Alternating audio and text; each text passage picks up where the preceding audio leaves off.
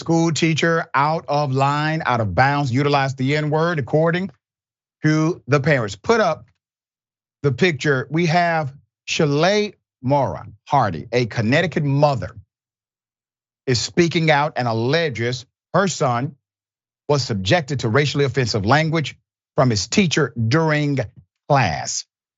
And now the West Hartford School District is investigating the claims just 1 week into the new school year. Keep a picture up. This is a mother fighting for professionalism. The bare minimum should be teachers do not use the N-word, okay? Now there's an interesting narrative here, and I'm going to highlight the hypocrisy of the school. Let's put it up, the middle school. Looks inviting enough. Her son was racially profiled at Sedgwick Middle School in West Hartford, Connecticut. Ms. Hardy not only claims the teacher's use of the N-word deeply offended her 13-year-old child, but also believes he was unfairly singled out. It feels like her son is no longer safe. The incident occurred on Friday, September 1st, and left the young student feeling distraught and confused. According to the mother, her son's teacher transitioned from reviewing the class policy on inappropriate language to using it.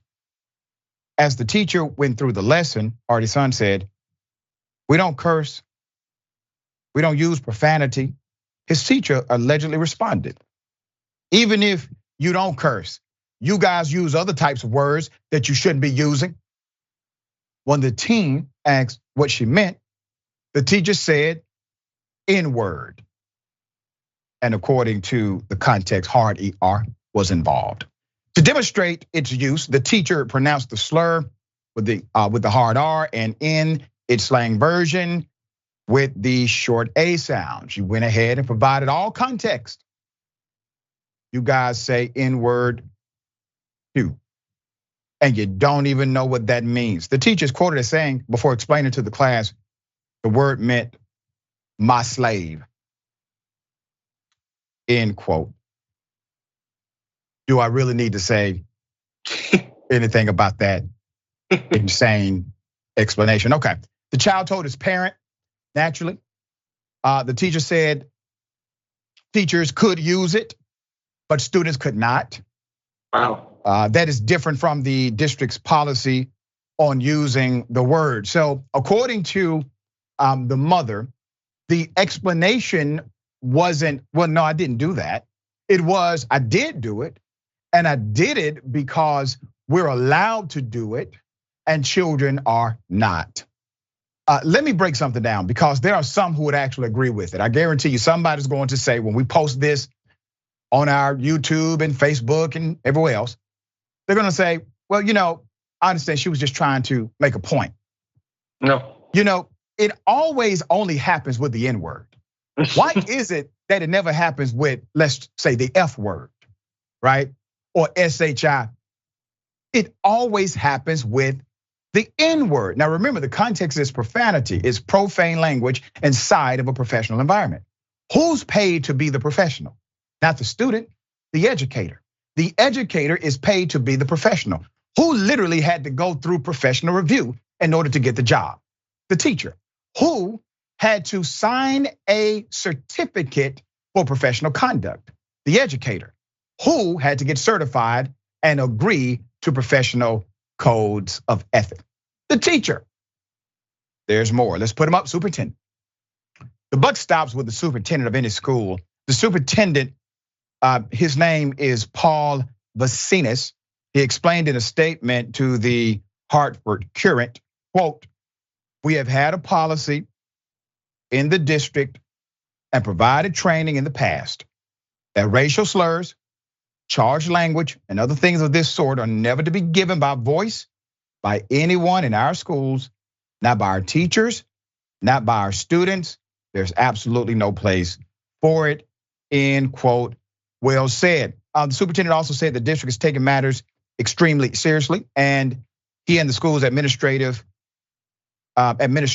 are gravely disturbed, gravely concerned. The district is interviewing students in the class and other parents about the incident. So Hardy told the current, quote, she just automatically assumed, we're talking about what the mother is saying. She just automatically assumed he's black, he's a black kid, that's the word that he uses, okay? You don't get to racially profile my kid like that and then actually use the word. I don't want my kid to have to experience this again. And I want the teacher to be removed because she has proven herself to be an unsafe adult. The West Hartford Education Association will represent the teacher in the investigation. WHEA President Brian Hutkonen has declined to comment on the accusation's validity. Hardy's son is a new transfer student from King Philip Middle School, had only been on campus of his new school for 3 days before that incident took place. Quote, I had already been preparing him all summer for a good year. It's going to be a good year. It's a new beginning. I could not have prepared him for something like this. Understand the dilemma that the child is in. The child literally has to defend himself when he has done no offense. The educator, according to the narrative, assumed that he simply does in fact use the N-word.